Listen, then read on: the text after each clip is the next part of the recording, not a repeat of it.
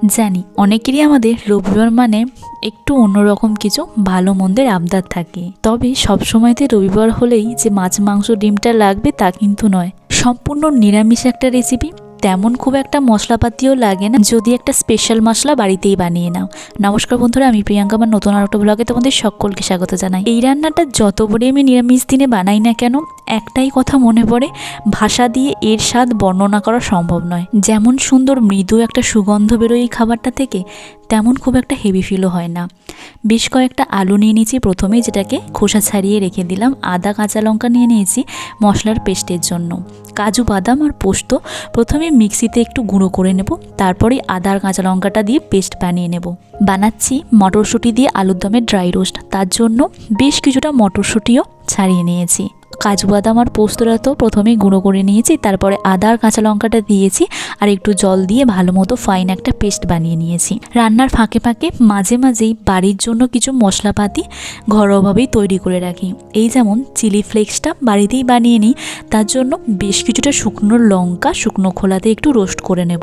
তারপরে মিক্সিতে এক দুবার একদম হালকাভাবে ঘুরিয়ে চিলি ফ্লেক্স তৈরি করে নেব। আজকে দুটো রান্নাতেই এই ভাজা মশলাটা প্রয়োজন, তার জন্য 1 চামচ ধনে, 1 চামচ জিরে, শুকনো লঙ্কা, দারচিনি আর এলাচ শুকনো খোলায় রোস্ট করে নিলাম। দত্তবাবু যদি মাঝে মাঝে আবার হেল্প করে দেয়, তাহলে তো গাড়ি একবারে রাজধানী এক্সপ্রেসের মতো চলে। আমার কাজের ফাঁকে ফাঁকে সেও একটু হেল্প করে দিচ্ছিল। সকালের চাটা সেই বানিয়েছে। যে মশলাটা ঠান্ডা করতে রেখেছিলাম সেটাই গুঁড়ো করে নিয়েছি। আর আলুর দম বানানোর জন্য ছোটো ছোটো আলু নিয়েছিলাম, সেগুলোকেই লবণ জল দিয়ে সিদ্ধ করতে দিয়েছি। আর আজকে দুটো রান্নাতেই মটরশুঁটি লাগবে, সেটাকে একটু জল আর লবণ দিয়ে আগে থেকেই সিদ্ধ করে নেব। আলুটা যেটা সিদ্ধ করতে বসিয়েছি সেটাকে একদম পুরোপুরি সিদ্ধ করবে না। শুকনো খোলায় ভেজে রাখা গোটা গরম মশলাগুলো ঠান্ডা হয়ে যেতে মিক্সিতে ভালো করে গুঁড়ো করে নিয়েছি।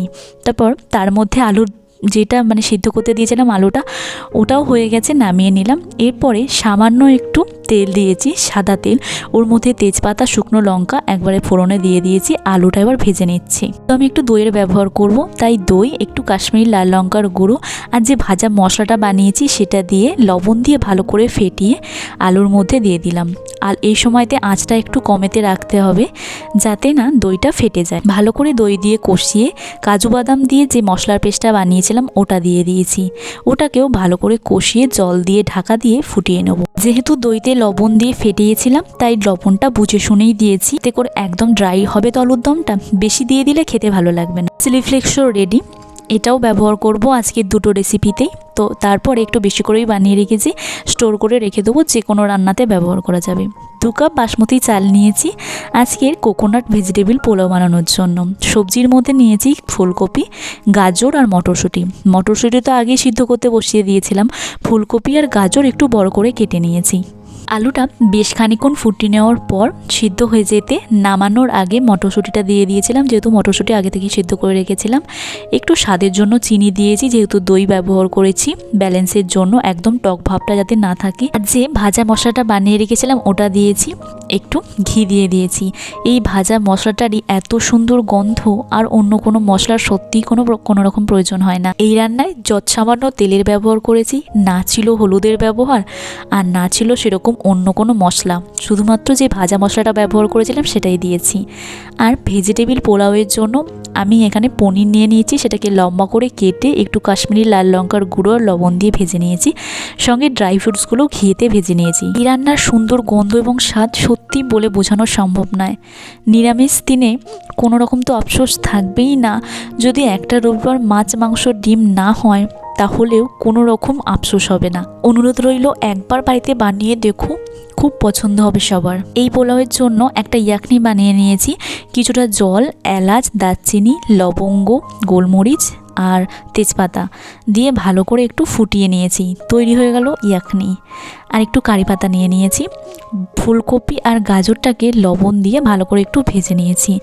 এবারে বাসমতি চালের ভাত তো আগেই করে রেখেছিলাম, সেটা দিয়েছি প্রথমে, তারপরে একটু নারকেল কোড়া দিয়েছি, আর ওপর থেকে একটু কারি পাতা, পনির আর যে সমস্ত ড্রাই ফ্রুটসগুলো ভেজে রেখেছিলাম একে একে দিয়ে দিয়েছি। ভেজে রাখা সবজিগুলোও দিয়েছি। ওপর থেকে আরও একটু নারকেল কোড়া, সিদ্ধ করে রাখা মটরশুঁটি আর ওপরের লেয়ারে আরও একটু ভাত দিয়েছি। আর স্বাদের জন্য একটু চিনি দিয়েছি, ভাজা মশলা দিয়েছি। তারপরে ঘি দিয়ে ঢাকা দিয়ে 15 থেকে 20 মিনিট লো আঁচে রেখে দেবো। নিচে একটা চাটু দিয়ে দিয়েছিলাম যাতে পুড়ে না যায়। হয়তো বা বহুবার বলে ফেললাম, কারণ বারবার করে বলছি যে সত্যি এটা খুব সুন্দর খেতে হয়, একবার বানিয়ে দেখো। হ্যাঁ, কোনো কিছু জিনিস এর মধ্যে স্কিপ করো না, তবে কিছু সবজির মধ্যে চেঞ্জেস আনতেই পারো। যেমন ফুলকপির বদলে ব্রোকলি ইউজ করা যেতে পারে, সুইট কর্ন কিংবা বিনস এগুলো ব্যবহার করতে পারো। পোলাওয়ের সঙ্গে আলুর দমটা তো অনবদ্য, তবে একদম সাদামাটা নর্মাল বিরিয়ানি পোলাওয়ের থেকে ভিন্ন স্বাদের। কেমন লাগলো জানিও।